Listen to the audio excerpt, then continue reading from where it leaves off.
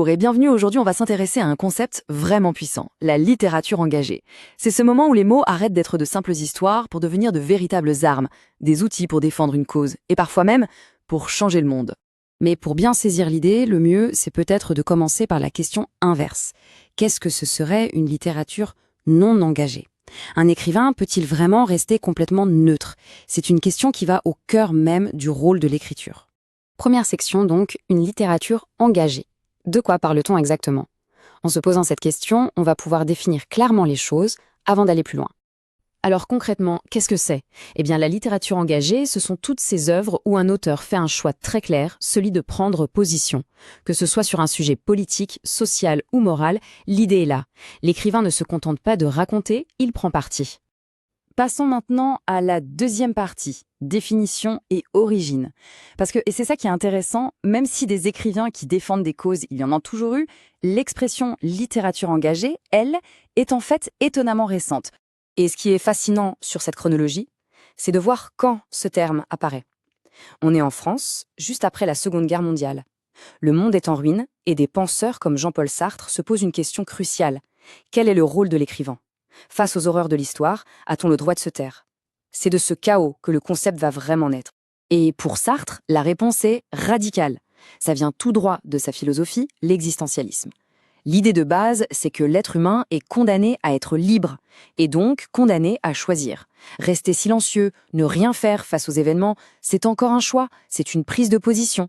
On est, comme il le dit, engagé malgré soi. Et ce tableau illustre ça parfaitement. D'un côté, il y a le choix d'agir, de prendre la parole. De l'autre, le choix de ne rien faire. Pour Sartre, les deux sont des positions qui ont des conséquences. L'écrivain, que ce soit par ses mots ou par son silence, est donc toujours impliqué. L'idée de neutralité, au fond, c'est une illusion. Troisième partie, les ancêtres de l'engagement. Mais attention, si le terme est du XXe siècle, l'idée, elle, est bien plus ancienne. L'histoire est pleine d'écrivains qu'on pourrait qualifier d'engagés avant l'heure. Allons voir quelques géants. On fait un bond dans le passé, direction le XVIIIe siècle, le siècle des Lumières. Et là, on trouve une figure incontournable, Voltaire. C'est sans doute le prototype même de l'intellectuel engagé. Toute sa vie, il s'est servi de sa plume comme d'une épée pour combattre l'intolérance religieuse et les injustices de l'État, comme la pratique horrible de la torture. Cette phrase incarne parfaitement son combat. Voltaire ne reste pas un simple spectateur. Quand il apprend l'affaire du chevalier de la Barre, un jeune homme torturé et exécuté pour blasphème, sa colère est immense. Il prend sa plume et rédige un article féroce, Torture, pour dénoncer cette barbarie au nom de la raison et de l'humanité. Et voilà le point essentiel. Pour Voltaire, l'écriture n'est pas un art abstrait coupé du monde, c'est une arme. Il ne se contente pas de dénoncer dans ses livres, il utilise sa renommée pour peser sur les affaires publiques, pour défendre des victimes, pour essayer de faire bouger la société. C'est l'engagement en action. Un siècle plus tard, un autre géant, Émile Zola. Son nom est à jamais lié à l'affaire Dreyfus, cette terrible erreur judiciaire où un capitaine de l'armée française, juif, a été accusé à tort de trahison, le tout sur un fond d'antisémitisme flagrant.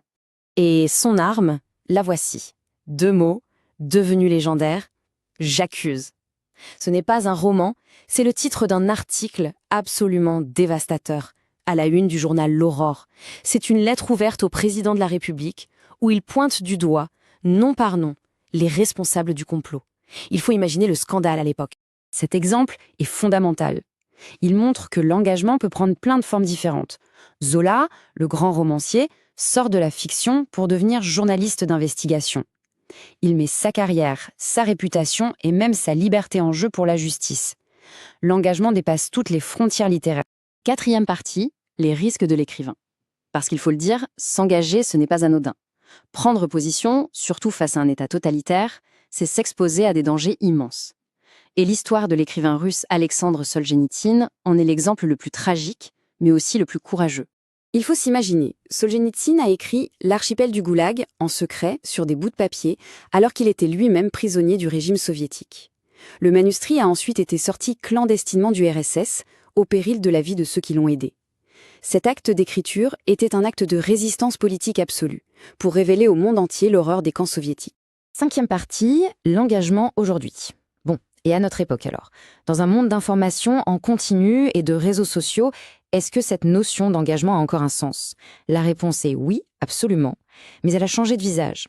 Aujourd'hui, l'esprit de l'engagement a simplement changé de support. Il a infusé le cinéma, les séries télé, la bande dessinée, la musique. Il suffit de penser à des films qui dénoncent des scandales, à des séries qui nous font réfléchir sur la société, ou même à des chansons qui deviennent des hymnes de protestation.